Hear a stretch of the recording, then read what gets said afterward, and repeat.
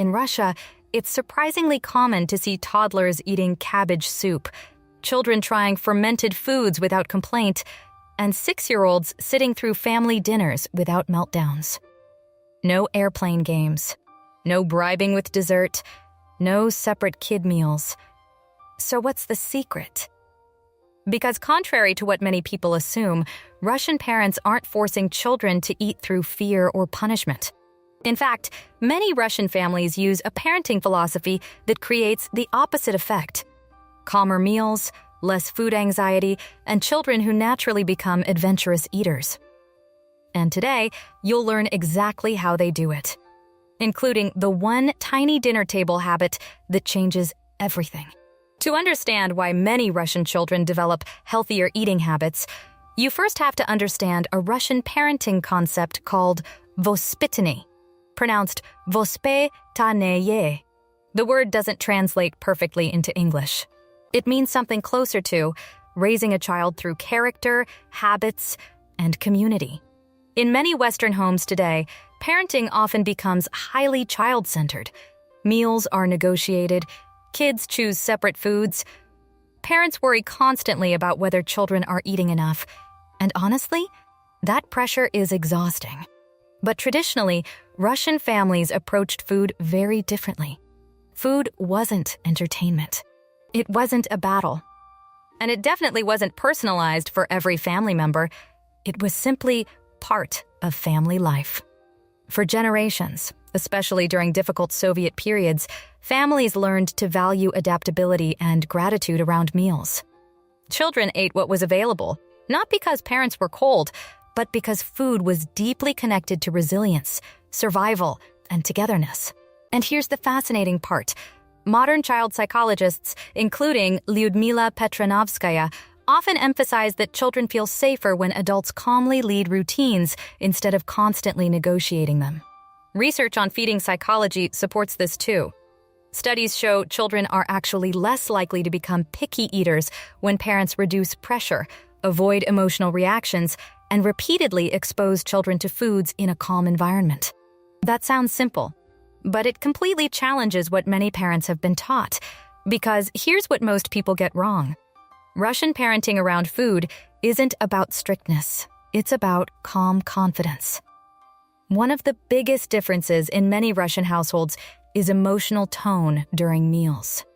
Russian parents often use the word spokoyno, meaning calmly or peacefully. If a child refuses food, the reaction is usually surprisingly neutral. No dramatic bargaining. No just one more bite. No anxiety-filled speeches about nutrition. Because Russian parents understand something modern psychology now confirms, children absorb emotional energy around food. The more pressure children feel, the more resistance they create. In Western households, meals can unintentionally become emotionally charged. Parents panic when children refuse vegetables. Kids sense that stress immediately. And suddenly, dinner becomes a power struggle. But many Russian families approach it differently. The parent decides what is served. The child decides how much to eat. That balance matters. And interestingly, feeding researchers have found that repeated low-pressure exposure to foods increases acceptance over time far more effectively than forcing or bribing children. So instead of saying, "You have to eat broccoli," a Russian parent might calmly say, "This is dinner tonight," and then move on without conflict.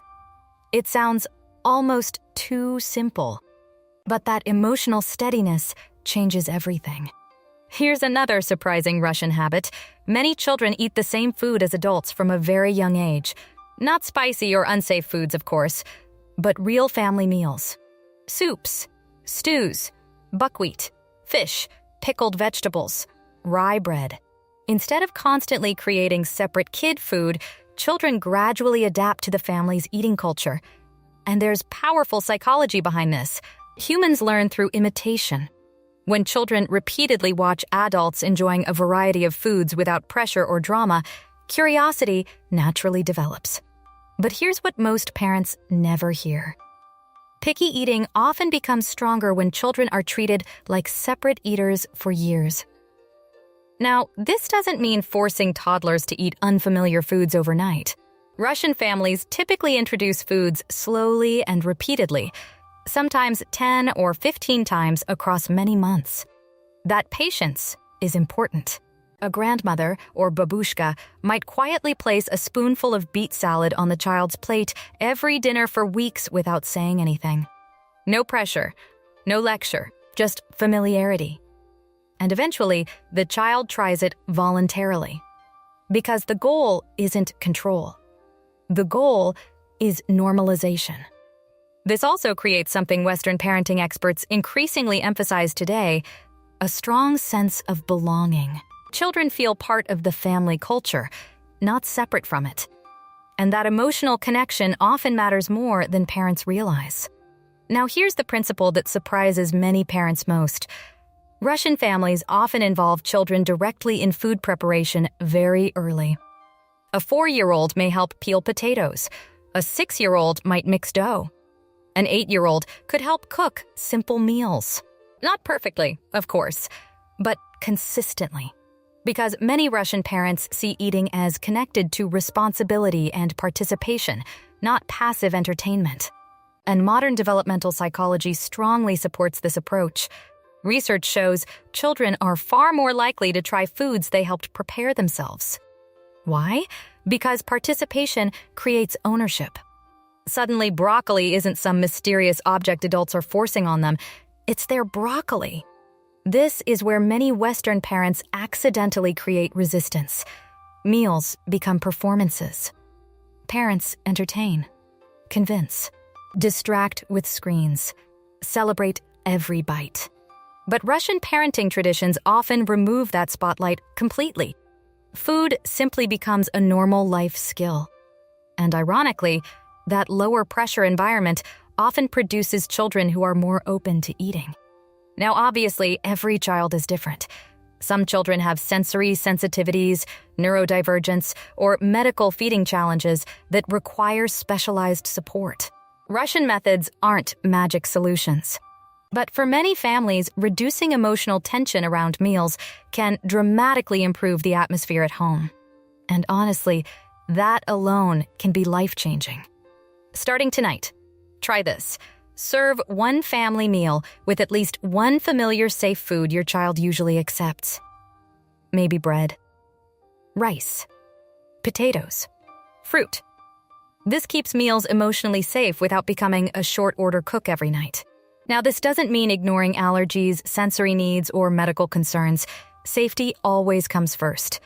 But if your child simply dislikes certain foods, try resisting the urge to instantly make nuggets or pasta as backup. Because here's what often happens. Children learn that refusing food creates a more exciting replacement. Russian families typically avoid this pattern entirely. Instead, they calmly trust that healthy children can gradually learn flexibility over time. Expect resistance for the first 1 to 2 weeks. That's normal. The key is consistency without anger. Most parents move too fast. A child who hates mushrooms probably won't suddenly love a full serving tomorrow. Russian-style exposure is usually gradual and quiet. Try placing very small amounts of unfamiliar food near familiar foods repeatedly across many meals. Not hidden, not forced, just present. And here's the important part. Don't turn tasting into a performance. No cheering, no disappointment. No pressure-filled staring. Because children notice all of it. Research suggests repeated low-pressure exposure is one of the strongest predictors of food acceptance in childhood. Sometimes progress looks tiny. A toddler touching broccoli today may taste it 2 weeks later. That still counts. And honestly, curiosity grows best in calm environments. This is one of the easiest changes with the biggest impact. Invite your child into the food process. Even very young children can wash vegetables, stir ingredients, set the table, tier lettuce, or choose herbs at the store. Older kids can help plan meals or cook simple recipes. And no, it won't be neat. Probably very unneat. But participation changes the emotional relationship children have with food. Instead of feeling controlled, they feel included. Russian families have used this approach for generations because responsibility is introduced early and naturally. Not as punishment, as belonging. You may notice more curiosity within a few weeks, especially in children between ages 3 and 9. This may be the hardest step of all. When your child says, "I'm not eating that," try responding calmly with something simple like,